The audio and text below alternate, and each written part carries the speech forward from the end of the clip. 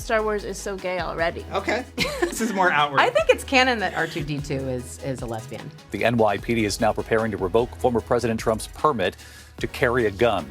Shout out to the guy who was staring at me, like staring me down in the bookstore for the last 10 minutes. And then he went, "Black girl magic." Star Wars is gay now. The NYPD is taking Trump's guns away. A Missouri restaurant bans young people, and white saviors are simply out of control on TikTok.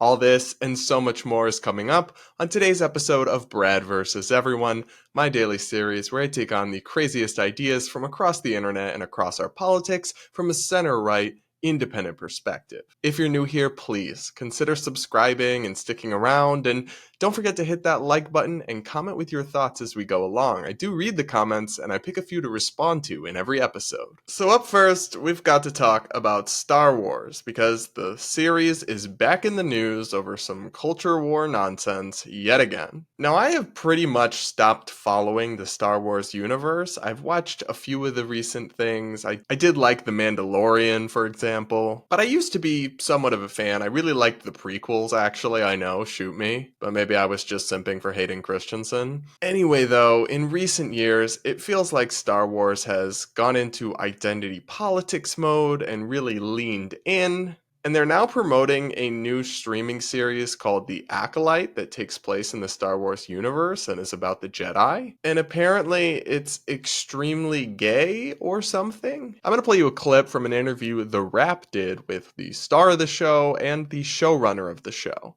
I want to ask you both because this is, I would say, arguably the gayest Star Wars, I think, by a considerable margin. And are you excited about that? Are you Not bracing the gayest yourself? Star Wars. Not the... It's pretty gay, let's be honest.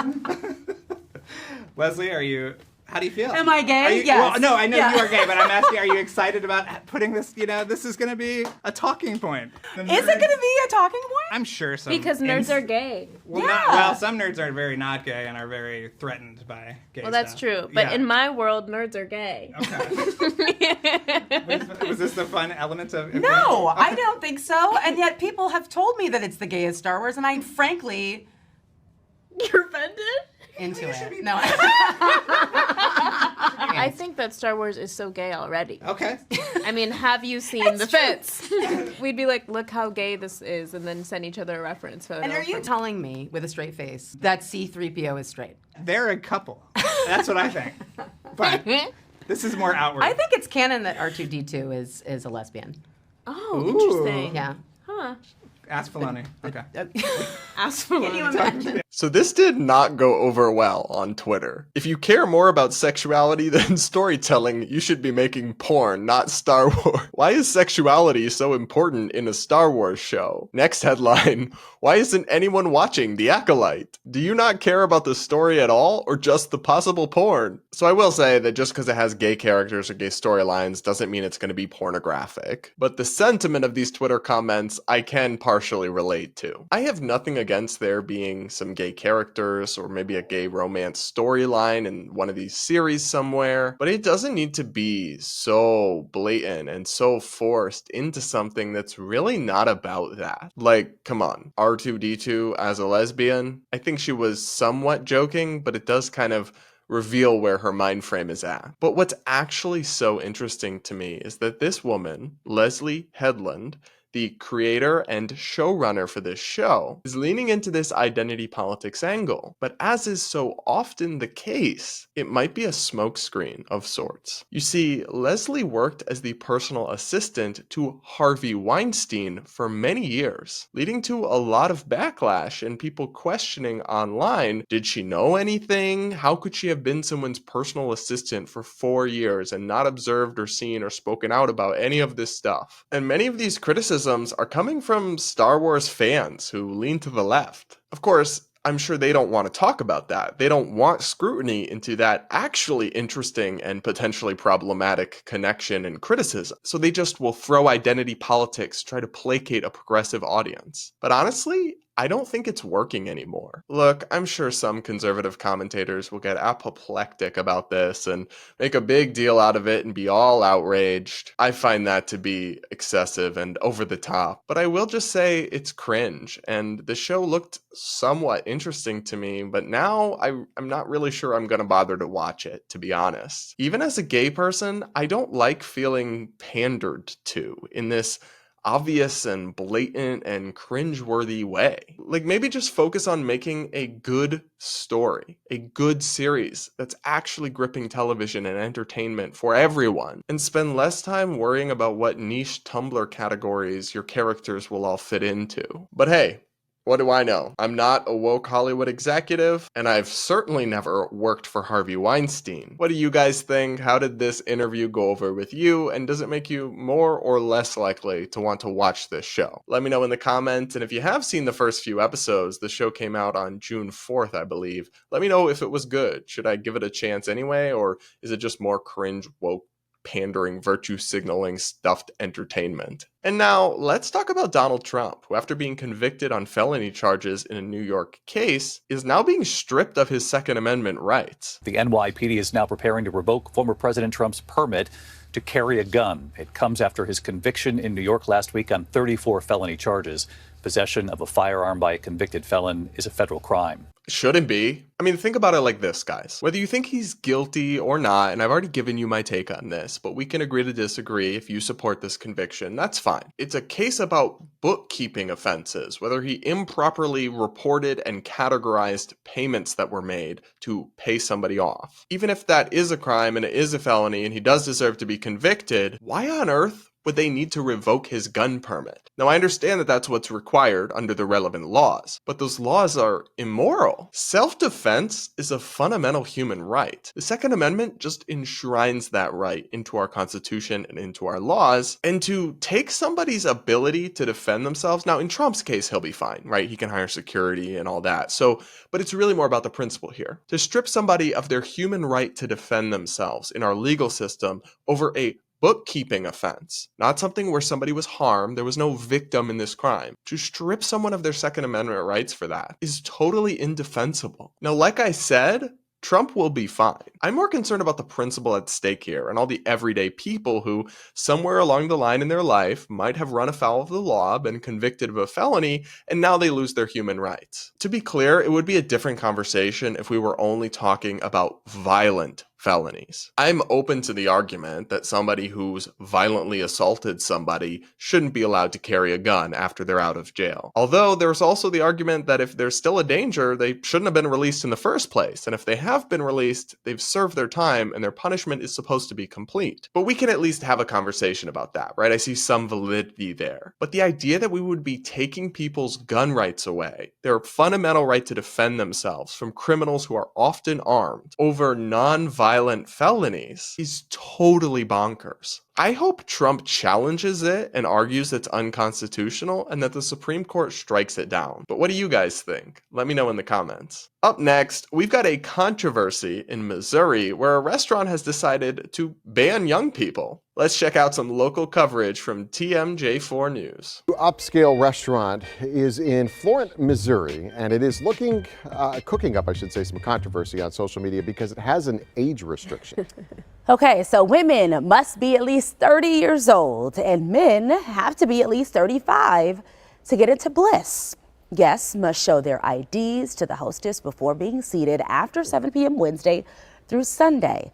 One of the owners says her restaurant is something for older people to come enjoy, happy hour, older people, okay, and not have to worry about the drama that the younger crowd brings. Okay, so I have seen this though with clubs when you have to be like 30 plus, right? But I've never seen like where it's 30 for the women, 35 for the men. I don't know what that's fostering. What is that? Like, what are you trying to say?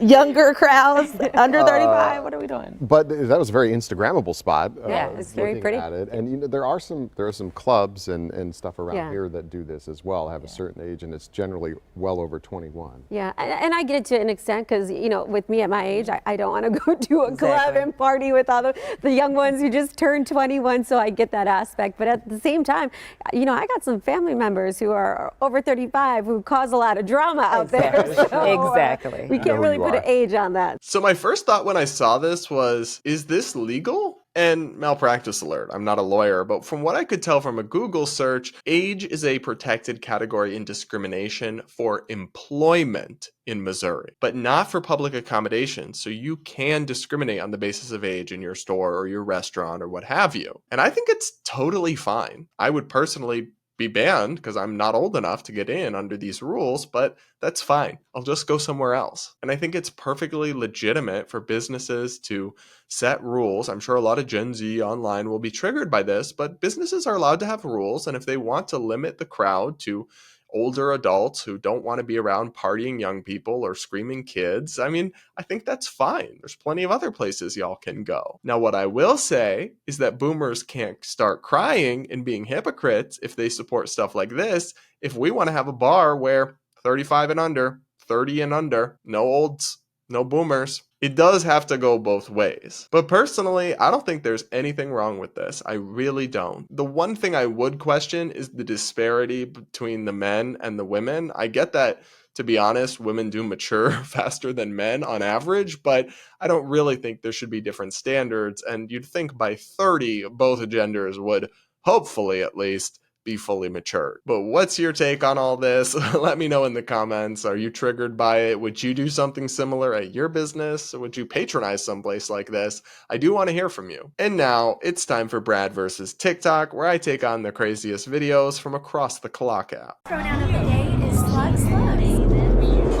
Don't forget to subscribe if you're new here and hit that like button as we go along if you're enjoying this video. And now let's take a look at a TikTok where a black woman describes her encounter with a woke white savior. Shout out to the guy who was staring at me, like staring me down in the bookstore for the last 10 minutes, and then finally just came up to me and said, I love your cultural garb.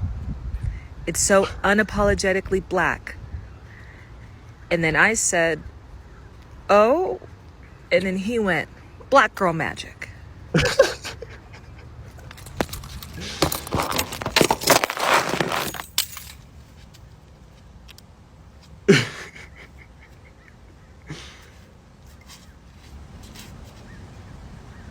These are Crocs. I'm wearing Crocs. I'm gonna go home. Yeah, that's it for the day.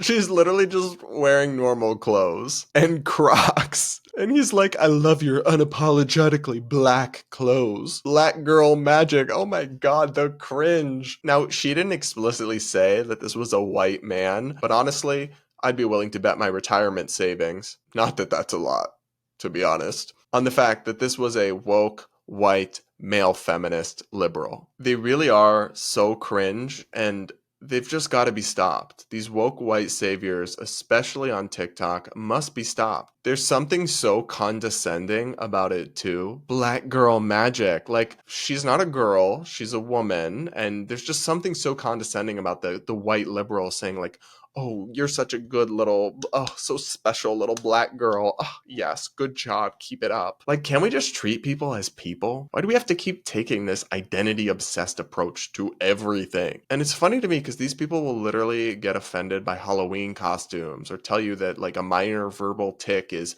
offensive, is a microaggression or something. But then do this kind of woke, condescending stuff that if I was a black person, I would actually find so slightly offensive, at least. All right, everybody, I'll leave it there for that one, but let me know what you think in the comments below. And now, before we wrap up today's show, I'll read a few of your comments from the last episode. One person says, I agree with the libertarian point of view. If there is no victim, then it shouldn't be a crime. Yeah, I wouldn't say this with 100% absolutism. I'm sure there are some scenarios where something doesn't have a direct victim but should be criminal. But as a general articulation of first principles, I think it's a good point. Another person says, not gonna lie, I thought pigtails was you doing a skit. I get that every time I react to one of this dude's videos. And y'all, it is not a compliment. Another person says, I can't say anything about the Robio's closings because I feel fish and tacos should never be allowed to go together. Yeah, I mean, I don't eat any fish. That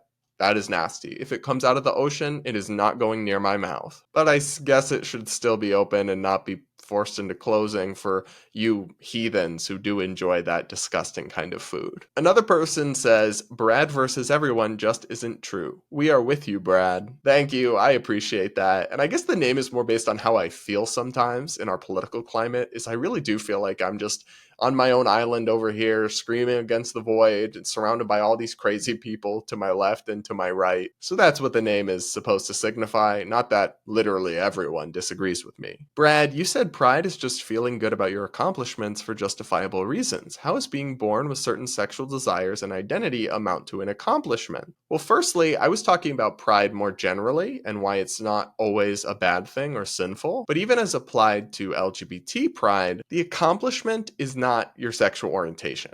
Just being gay is not an accomplishment. The accomplishment that people feel is the adversity they've overcome to accept themselves, to live their best life, to embrace this fact about themselves through the self-hatred, through the familial rejection, through the social stigma that they've had to overcome, and then to come out on the other end of it and be unapologetically yourself.